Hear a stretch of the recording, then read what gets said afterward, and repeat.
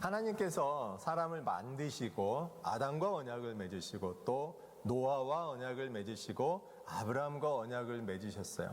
그 이후로 하나님과 언약 맺은 백성들이 하나님의 뜻에 따라서 잘 살아가야 합니다. 근데 사람들이 굉장히 어려움을 호소했어요. 야, 언약에 따라 산다는 게 너무 어렵습니다. 아브라함과 같이 잘 살아간 사람도 있지만 그렇지 못한 사람들이 대부분이었어요.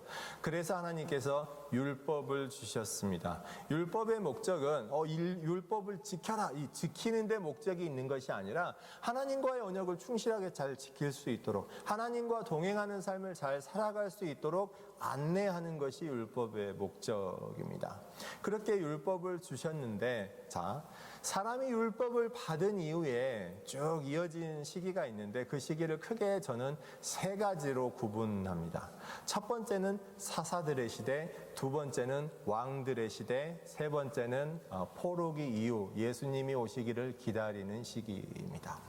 그 이후에는 예수님께서 오셨죠. 그래서 예수님의 시대입니다. 지금 우리는 어떤 시대를 살고 있습니까? 예수님께서 오신 이후에 교회의 시대를 살고 있습니다. 예수님께서 또 부활 승천하셨기 때문에 예수님께서 하늘에 계시는 동안 성령을 보내셔서 성령께서 우리를 도우시고 계십니다. 그래서 우리는 교회의 시대를 살고 있고 성령의 시대를 살고 있습니다. 또 예수님께서 다시 오시기를 기다리는 그런 시대에 살고 있습니다. 그럼 사람들이 물어볼 수 있어요. 의문을 가질 수 있습니다. 아니, 그러면 우리가 살고 있는 시대, 교회에 관해서 더 공부하고 교회에 대해서 알기 원하고, 성령의 시대라고 있으니까 성령께서 우리에게 어떻게 역사하시는지 거기에 대해서 관심을 갖고 봐야지, 왜 또 예수님이 이미 오셨는데 율법과 이런 사사들에 대해서 봐야 합니까? 라고 의문을 가지실 수도 있어요. 하지만 하나님께서 우리를 만드신 이후에 아담과 노아의 때로부터 아브라함의 때로부터 예수님 이후 지금까지 하나님의 구원 계획은 한 번도 변하신 적이 없어요. 아주 작은 사소한 부분에서는 우리가 볼 때 바뀐 것처럼 보일 수 있지만 하나님의 구원 계획과 우리를 향하신 사랑은 그때부터 지금까지 조금도 변함이 없으십니다. 그리고 앞으로도 변하지 않으실 거예요. 그래서 우리가 지금껏 인류 역사상 살아왔던 굉장히 다양한 사회 제도와 문화, 또 인간들이 갖고 있던 생각과 가치관들, 이런 것들이 변할 때마다 하나님께서 계시로서 말씀으로 알려주신 것들을 보게 되면 하나님의 뜻과 생각을 훨씬 더 잘 이해할 수 있게 됩니다. 거기에 맞춰서 살아가는 것이 하나님과의 언약을 지키는 것이 되겠죠.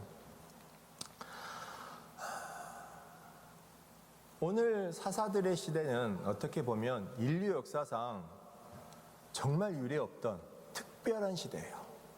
왜냐하면 사사들의 시대는 하나님을 왕으로 모시던 시대입니다. 물론 아브라함의 때도 하나님을 왕으로 모시지 않았나요? 예, 그 이전의 시대들은 다 그렇다고 볼 수도 있는데, 이 사사들의 시대는 하나님께서 이스라엘 민족을 특별하게 선택하시고 그 민족을 내가 특별하게 통치하겠어라고 선포하시는 거예요. 이 율법이 주어진 이후에 그 율법을 지켜가는 그런 구원 계획 가운데 특별히 선택된 시대입니다. 그래서 정말 특별합니다. 인류 역사상 그 어느 누구도 이스라엘 민족을 제외하고는 경험해보지 못한 그런 시기라고 할 수 있어요. 그렇게 생각하면 그거 되게 좋을 것 같은데? 그런 느낌이 들지 않으세요? 하나님을 왕으로 모시고 살면 얼마나 좋을까요? 우리 자주 찬양하는 찬송 중에 그런 거 있잖아요. 왕이신 나의 하나님, 예수 우리 왕이요. 우리 그렇게 찬송하면서 얼마나 사모합니까? 예수님께서 우리 왕 되주시기를, 하나님께서 우리 왕이 되셔서 살아가는 그런 하나님의 나라가 우리에게 얼마나 큰 축복을 주고 평안을 주고, 거기에는 진짜 고통도 없고 질병도 없고 괴로움도 없고 하나님 주시는 평안과 기쁨과 감사함의 축복이 넘치지 않을까 하는 생각이 우리의 기본 믿음이죠. 어떻게 보면 사사들의 시대 하나님께서 왕으로 통치하셨던 시대이기 때문에 그럼 그렇게 축복된 시기를 이스라엘 민족이 살았구나 라고 생각할 수도 있죠. 그런데 사사기에 나타난 내용들을 한번 쭉 보세요. 사사기에 나오는 이스라엘 민족들, 이스라엘 백성들의 삶이 그렇게 행복해 보이시나요? 기쁨과 감사가 충만하게 넘치는 그런 은혜로운 시기인가요? 우리가 생각하는 하나님의 나라의 모습이 그때 보이나요? 전혀 그렇지 않죠. 사실 오늘 본문 모습을 보면요, 간략하게 요약하면 이런 겁니다. 이스라엘 자손이 하나님 앞에서 악을 행했어요. 하나님께서 진노하시죠? 그래서 심판으로 전쟁과 재앙을 내리십니다. 그러니까 이스라엘 백성들은 전쟁과 재앙에 시달려서 고통 가운데 부르짖죠. 하나님 너무나 힘듭니다. 살려주세요. 하나님께서 사사를 세우세요. 그래서 사사를 통해서 은혜와 능력을 주셔서 사사를 통해서 이스라엘 백성을 구원하십니다. 그러면 이제 죽을 것 같다 간신히 살아났어요. 잠시 그렇게 살다가 다시 또 돌이켜서 하나님 앞에 또 악을 행합니다. 하나님이 또 진노하시죠. 또 심판하십니다. 이 과정이 사실 오늘 본문의 내용이고요. 또 이 내용이 계속해서 반복됩니다. 또 반복되고 또 반복되고 또 반복되고, 이게 사실은 사사기의 내용이에요. 우리가 생각하는 하나님을 왕으로 모시고 사는 거룩한 하나님의 나라와는 약간 거리가 있는 것 같아요. 하나님을 왕으로 모셨는데 왜 이런 일이 벌어집니까? 그런데 우리가 일반적으로 성경을 볼 때는 사사기 부분을 읽으면서 막 특별한 감동을 느끼거나 와 정말 이상하다, 혹은 와 정말 신기하다, 혹은 이스라엘 민족에 대해서 감탄하는 그런 마음이 들지는 않습니다. 그냥 요새 사람들이 사용하는 말로 하면 이스라엘이 이스라엘 했다, 그런 느낌이에요. 혹시 이런 말 들어보셨어요? 막 북한이 막 이상한 짓 하면 북한이 북한했어, 요새 그런다고 하더라고요. 일본이 막 독도 자기네 거라고 우기면 사람들 일본이 일본했네 이러는데요. 이게 무슨 뜻인지 감이 오시죠? 성경에 보면 이스라엘 백성이 나와가지고 하나님을 정말 충성스럽게 섬기고 하나님의 뜻에 따라 살고 하나님과의 관계 속에 정말 아름다운 하나님의 나라를 꾸려가는 부분이 거의 안 보여요. 이스라엘 백성이 나왔다 하면 그냥 항상 하나님 뜻을 어긋나고 하나님과의 언약을 어기고 율법을 어기고 지들 마음대로 살아서 그냥 벌을 받기도 하고 하나님께 징계를 받기도 하고 하나님께 선지자를 보내서 막 야단치시기도 하고, 항상 그렇게 우상 숭배하는 모습들을 성경에서 우리가 많이 보니까 사사기에 나온 이스라엘 사람들의 모습을 보면서 막 신기하게 여기거나 감탄하거나 막 특별히 비난하는 게 아니라 이스라엘이 뭐 그렇지, 이런 마음이 나도 모르게 마음속에 있는 것 같아요. 이스라엘 사람들이 우상을 섬기는 건 별로 맨날 그랬잖아, 이런 식의 생각을 가지게 되는 것이죠. 그런데 사실은 차이가 조금 있습니다. 그 이후 왕들의 시대나 포로기 이후의 시대, 예수님 오실 때를 기다리던 그 시기와 오늘 본문에 나타나는 사사기 시대에서 이스라엘 백성이 우상을 섬기는 그것은 조금 차이가 있어요. 어떻게 보면 작은 차이고 어떻게 보면 굉장히 큰 차이입니다.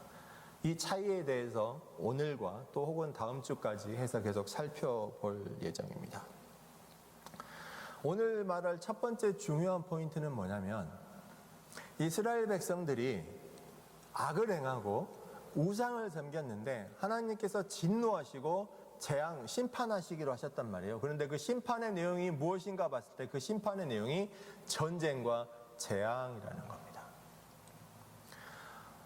이것은 사실 많은 사람들이 공감하지 못하고 불평불만을 가지게 되는 계기가 됩니다. 무슨 뜻이냐면요. 자, 우리가 생각하는 하나님은 굉장히 인간적인 기준으로 맞춰봤을 때 내가 뭔가 죄를 지었을 때 하나님께서 나를 심판하실 거야 라는 생각을 합니다. 내가 하나님 앞에서 열심히 바로 서려고 하고 정직하게 행하고 하나님의 뜻에 맞게 살려고 했을 때 하나님께서 내게 복을 주실 거야 라고 생각합니다. 굉장히 기본적인 개념이죠. 근데 만약에 내가 뭔가를 잘못한다면 하나님께서 나를 심판하실 거라고 생각합니다. 이건 지금도 마찬가지죠.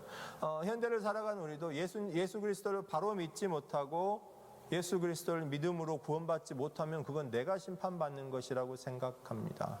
예수 그리스도를 제대로 믿음으로 인해서 은혜 가운데 산다면 내가 구원받는다고 생각하죠. 그거 다 맞는 이야기예요. 근데 이게 발전되면서 어떤 식으로 되냐면, 심판은 그리고 구원은 오직 나 개인이 받는 것이라고 생각해요. 그게 맞는 것 같지만 위험한 부분들이 있습니다.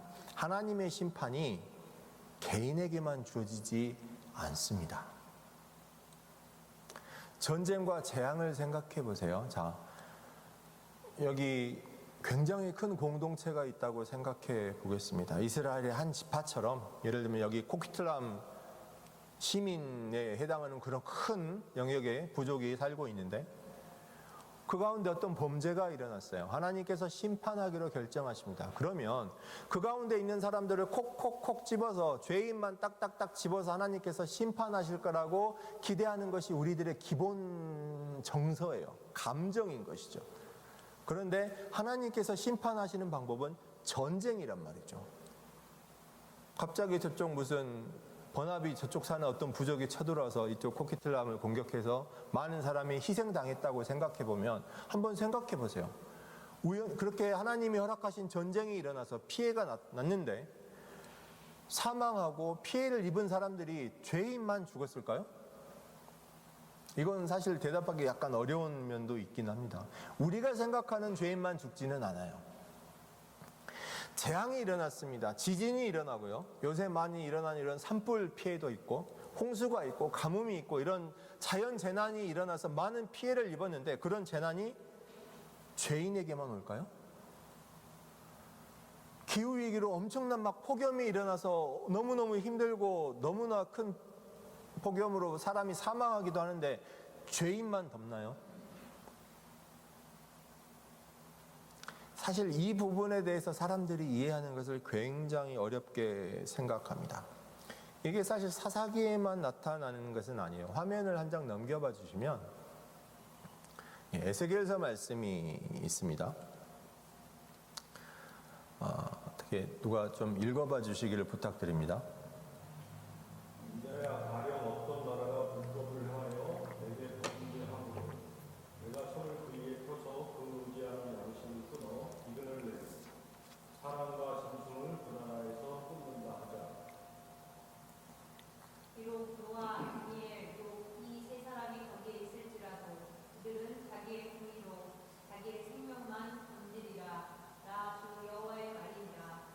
네, 감사합니다. 왜냐하면 제가 끄는 이유는 계속 이 내용의 반복이기 때문에 그래요. 지금 첫 번째 심판이 양식을 끊어 기근을 내린다고 하셨어요. 사람들이 굶어 죽게 되는 거죠. 그런데 비록 노아와 다니엘과 욥이 있을지라도 그로 인하여서 구원받는 것이 아니라 노아와 다니엘 이 욥 세 사람만 간신히 살아나는 거예요. 그것도 자기의 공의로 자기의 생명만 건질 뿐이고 하나님의 심판은 취소될 수 없다는 것이죠.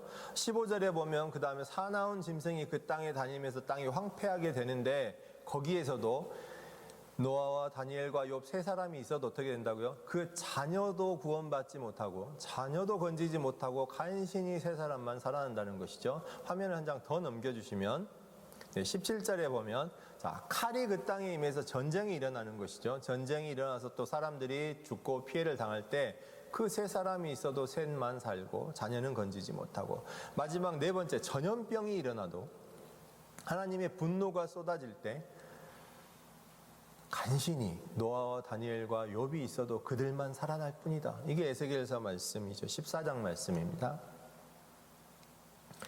우리가 생각하는 심판은 하나님께서 죄인만 탁탁 집어서 심판하시기를 기대해야 합니다. 특히나 주변 사람들을 둘러보면서, 야, 나보다 더 막 범죄하면서 사는 것 같은 사람을 볼 때, 야, 나는 그래도 하나님 앞에서 바로 서려고 노력하고 있는데 저 사람은 좀 내가 봐도 어떻게 교회 다니는 사람이 저렇게까지 막 저럴 수 있지? 저 믿음을 제대로 가진 사람이 맞아? 이런 생각을 가지면서, 야, 하나님이 저런 사람은 심판하시면 좋겠어. 이게 바른 생각이 아닙니다. 그런 생각을 가진다고 했을 때, 기본적인 정서라고 했을 때, 하나님이 심판하시는 심판은 기본적으로 개인을 넘어 공동체 전체에게 임한다는 말입니다. 노아의 때도 그랬고요. 소돔과 고모라의 심판도 그랬습니다. 아브라함의 중보 기도를 생각해 보세요. 그때는 하나님께서 의인 조금만 있어도 그 심판을 취소하시는 게 아니에요. 심판을 연기하시는 거죠. 심판을 미루시겠다고 하셨어요. 그런데 아브라함의 조카 롯 외에는 찾을 수가 없었죠. 그래서 롯과 그 가족만 간신히 천사가 피신시키고 소돔과 고모라는 다 멸망하지 않았습니까? 이게 의미하는 바가 정말 큽니다. 죄와 악이 그래도 비교적 작다면 의인으로 인해서 전체가 구원받을 수 있겠지만 죄와 악이 그만큼 크다면 구원받지 못한다는 그런 의미도 되는 것이죠. 저는 개인적으로 한국교회가 전하는 예수 그리스도의 복음 중에 가장 부족한 부분이 소셜 가스펠이라고 생각합니다. 소셜 가스펠은 우리말로 하면 사회적 복음이라고 하겠어요. 한국교회가 오직 믿음으로 인한 구원을 너무나 강조하다 보니까 사람들이 나도 모르게 예수 그리스도를 믿음으로 인해서 구원받는 건 나고 그냥 개인이 알아서 잘 믿어야 돼 이렇게 생각한다는 것이죠. 아닙니다. 내가 예수님 믿어서 구원받는 건 당연한 것이고요. 예수 그리스도의 복음은 사회적 책임도 함께 지는 거예요. 이건 정말로 중요하고 또 중요하고 또 중요한 일입니다. 이건 어떤 문제를 이야기하냐면 죄를 바라보고 있는 자에 관한 거예요. 자, 죄를 짓는 사람이 있습니다. 내가 누군가에게 피해를 주는 거예요. 내가 죄인이 되는 거죠. 난 당연히 벌을 받고 심판을 받을 것입니다. 그런데 여기 피해자가 또 있겠죠? 근데 그것을 지켜보고 있는 수많은 사람들이 있습니다. 그 수많은 사람들이 그걸 지켜보고 아무것도 하지 않고 가만히 있다면 그들도 똑같은 죄인이 된다는 거예요. 좀 더 쉽게 설명하면 막 화제가 됐던 학교폭력 같은 게 있었죠. 학교폭력이 있다고 해보죠. 괴롭히는 학생이 있고 괴롭힘을 당하는 학생이 있어요. 우리는 그냥 생각하기를 저 괴롭히는 학생이 나쁜 거야. 학교폭력을 저지르는 학생이 나쁜 거야 라고 생각합니다. 우리 기준에는 그렇죠. 근데 하나님 보시기에는 그걸 지켜보고 아무것도 하지 않는 학생들이 그 반 학생들이 있다면 그들도 똑같은 죄인이라는 거예요. 죄의 무게는 뭐 인간이 판단하는 게 아니라 하나님께서 판단하시겠지만 그들도 죄 없다 하지 않는다는 것이죠. 아마도 이것이 현대를 살아가는 우리들에게 정말 치명적인 요인이 될 겁니다. 불만을 가질 수도 있어요. 아니 하나님 우리가 지금 옛날 시골에 사는 것도 아니고 뭐 농촌에 폐쇄된 사회에 사는 것도 아니고 이렇게 도시에 살고 있는데 어떻게 우리가 다 그런 걸 책임을 집니까? 저도 부끄럽지만 지금 살고 있는 집에 타운하우스인데 건너편 앞집에 사는 분이 백인인데요. 벌써 한 7, 8년 이상 얼굴을 봐왔거든요. 마주치면 인사도 반갑게 하고 하는데 저 아직 사실 부끄럽게 그분 이름도 몰라요. 네. 몇 달 전에 옆집으로 누가 이사를 오셨는데 모르고 있었는데 알고 보니까 그분이 한국 분이신 것 같아요. 근데 아직 이름을 몰라요. 제대로 인사를 못했어요. 이런 도시화된 세상에서 이름도 잘 모르는 분이 어떤 삶을 살아가고 있는지, 어떻게 뭐 죄를 짓고 있는지 내가 그걸 무슨 수로 알고 어떻게 책임을 져요. 이런 식으로 불평하게 되지요. 자, 그런데 우리가 예수님도 아니기 때문에 그들의 삶을 책임질 수는 없어요. 하지만 그렇기 때문에 우리가 그들에게 예수 그리스도를 전할 수는 있는 것이죠. 내가 잘 모르는 내 이웃의 죄를 책임질 수는 없지만 그 죄를 대신 책임져 주실 예수 그리스도를 전할 수는 있는 거예요. 그것이 사실 우리의 사명인 거죠. 내가 속한 모든 공동체, 학교와 직장과 일터와 그 외에 만나는 모든 활동하는 공동체에 속한 사람들의 죄를 내가 무슨 수로 알고 다 책임지겠어요. 하지만 그들에게 복음을 전할 수 있죠. 그 죄에 대한 책임은 예수님께서 대신 져주시는 것입니다. 이것이 바로 복음의 은혜가 되겠죠. 그런데 이 문제가 교회라는 울타리로 들어오게 되면 조금 다른 이야기가 됩니다. 제가 가끔 막 이야기를 하다가 정말 절제를 하려고 많이 노력하는데 잘 못하는 부분이 있습니다. 그게 교회에 문제가 일어났을 때, 교회에 잘못된 점, 부정부패가 일어났을 때, 비리가 있을 때 거기에 대해서 제가 가끔 절제를 잘 하지 못하고 말이 막 튀어나올 때가 있어요. 그것은 어떤 막 그 사람에게 분노해서가 아니라 자신도 모르게 죄의 길로 빠져서 심판받게 될 안타까운 사람들이 너무 답답해서 그렇습니다. 예를 들어서 교회에서 어떤 문제가 일어나면 많은 분들이 그렇게 생각하시는 것 같아요. 세상에서는 막 더한 일도 일어나는데 이 정도면 뭐 어때? 아닙니다. 절대로. 주로 지켜보는 분들이 많아요. 평신도들 가운데. 내가 뭘 할 수 있어? 내가 뭐 목사도 아닌데. 그렇게 생각하시는 분도 많죠. 또 교회가 규모가 굉장히 커지게 되면 목회자나 당회, 장로님들이 갖고 있는 권한이 굉장히 커지죠. 그러면서 한 발 빼게 됩니다. 아니, 그거는 목사하고 장로들하고 교회 지도자들이 알아서 할 일이지 뭐 내가 뭘 하겠어 라는 생각이죠. 오히려 그런 책임을 지기 싫어서 그냥 조용히 교회만 다니고 싶어서 큰 대형 교회를 선택하시는 분들도 있습니다. 교회 복잡한 거 책임지기 싫어서. 근데 그것도 우리들의 생각과는 많이 다릅니다. 한국 성도분들처럼 전 세계적으로 따져봤을 때 한국 분들처럼 목회자를 섬기시는 분이 없어요. 어떻게 보면 정말 감사한 일이기도 합니다. 여기 캐네디언 교회 가면요, 그냥 목사에게 이름 부릅니다. 제 영어 이름이 필립인데 가면 하이 필립 인사해요. 그냥 한국 분들처럼 잘 섬기시는 분이 없어요. 그런데 여기서 한 걸음만 더 나가면 정말 위험해집니다. 목사님들 가운데 목회자를 잘 섬기면 복을 받는다고 굉장히 강조하는 분들이 있어요. 목회자를 섬기면 복을 받는다. 저한테는 사실은 사기치는 사기꾼 소리처럼 들립니다.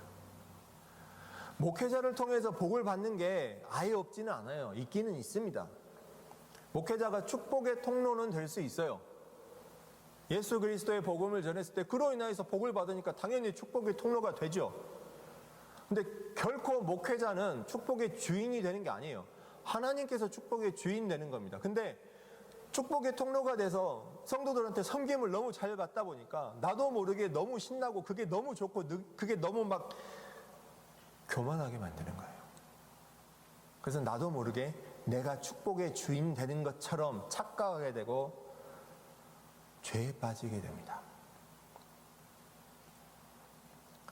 여러분, 목사의 축복을 받기를 원하세요? 하나님의 축복을 받기를 원하세요?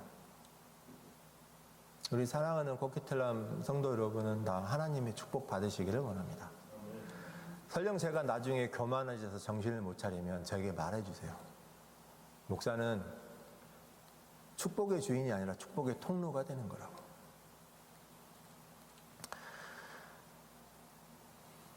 교회에서 문제가 일어났을 때 잘못이 일어난 걸 뻔히 알면서 그걸 입 밖으로 꺼내서 말하는데 굉장히 큰 부담을 느낍니다. 성도들끼리 만나서 사석에서 이야기하는 건 막 해요. 아, 이번에 뭐 이런 거 좀 잘못되지 않았어? 이렇게 하는 거 안 되는 거 아니야? 자기들끼리만 이야기하죠. 공개적인 석상에서 이야기하지 않고 목회자에게 이야기하는 거 굉장히 부담스러워합니다.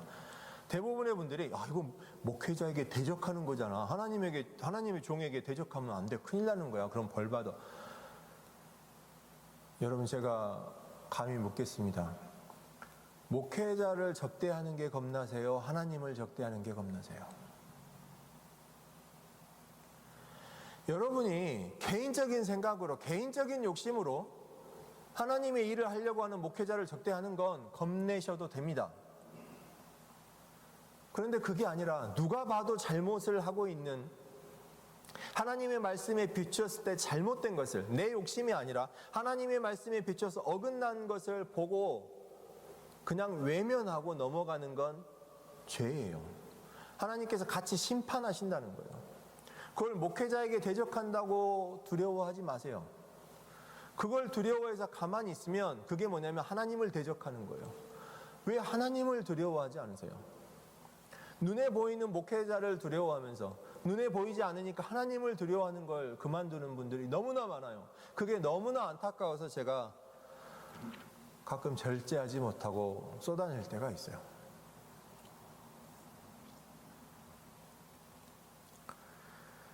사랑하는 성도 여러분, 교회에서 뭔가 잘못된 것을 봤을 때 절대로 침묵하지 마세요.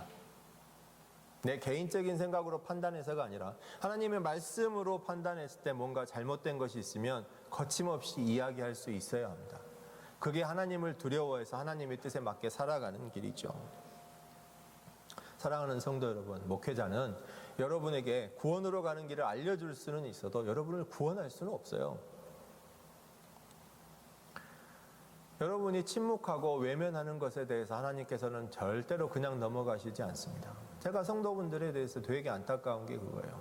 우리 교회를 말하는 게 아닙니다. 가끔 이제 TV 같은 데 나오는 막 잘못돼서 대표적으로 문제되는 그런 교회들 있잖아요. 한국에. TV 같은 데 나오고 막 이런 문제들을 일으키는.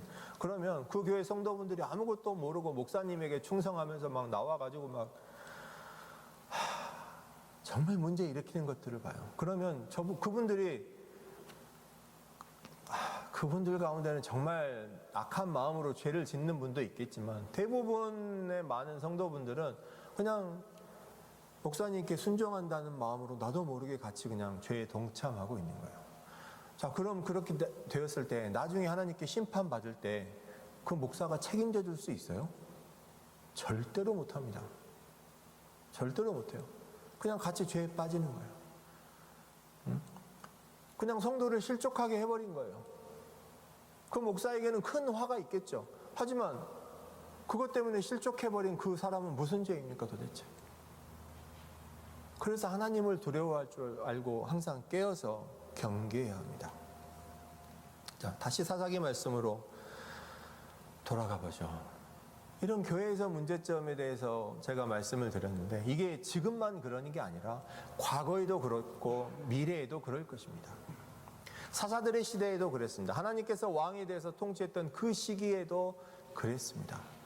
사람들이 죄를 짓고 하나님 앞에서 악을 행하고 우상을 섬기는 자들이 늘어갈 때 우상을 섬기는 자들만 콕콕콕 집어서 하나님께서 심판하신 것이 아니라 전쟁을 허락하시고 재앙을 주셔서 모든 사람들이 함께 심판받도록 하셨어요. 그것은 악을 행하는 자들을 보면서 주로 죄는 힘 있는 자들이 범하니까요. 그걸 보면서 침묵하고 우상을 섬기는 사람들을 보면서 방관하고 거기에 대해서 하나님께서 죄 없다 하지 않으시고 함께 심판하셨다는 것이죠. 자, 우리는 사사기 말씀을 보면서 우리의 눈이 조금 다른 곳으로 가는 것을 봅니다. 사사들의 이름을 막 외우죠. 사사들이 뭘 했는지. 사사들이 한 내용을 보면 주로 전쟁으로 싸우고 사람들을 구원하는 내용입니다. 대표적으로 막 기드온의 300용사 같은 것 있고요. 삼손이 발휘한 그런 초자연적인 힘으로 블레셋을 무찌르는 그런 것도 봅니다. 그런 걸 보면 어떤 구원기 같아요. 이스라엘 사람들이 전쟁으로 굉장히 고통받고 있을 때, 타민족의 침략으로 고통받고 있을 때 사사가 짠 나타나서 나를 따르라. 사람들을 데리고 싸우죠. 승리합니다. 사람들을 해방시켜요. 와, 무슨 영웅 같습니다. 슈퍼히어로처럼. 그렇게 보면 성경의 제목이 무슨 영웅기 혹은 구원기 이런 게 돼야 될 것 같아요. 그런데 성경의 제목이 무엇입니까? 사사기죠. 사실 이 사사라는 단어가 우리 실생활에서 사용하지 않는 단어라서 좀 감이 멀게 있을 수도 있어요. 카톨릭에서는 이걸 뭐라고 부릅니까? 사사기라고 하지 않고 판관기라고 부르죠. 좀 더 직관적인 것 같아요. 왜 판관기라고 했죠? 뭔가 사람들을 재판하고 판결한다는 것인데, 아니 성경에 기록된 사사들의 내용을 보면 막 싸워서 물리치고 백성들을 해방시키는 그런 것 같은데 영어로 저지잖아요. 저지. 판관기라는 거예요. 사사들의 근본 목적이 싸워서 이기고 그런 영웅적인 게 아니라는 거예요. 전쟁을 허락하신 분도 하나님이시고 사사들을 세워서 그 이민족의 침략을 물리치시는 분도 하나님이신 거예요. 삼손의 힘이 중요한 게 아니고 기드온의 300용사가 중요한 게 아니고 사사들이 어떤 막 싸우는 능력이 중요한 게 아니라는 거예요.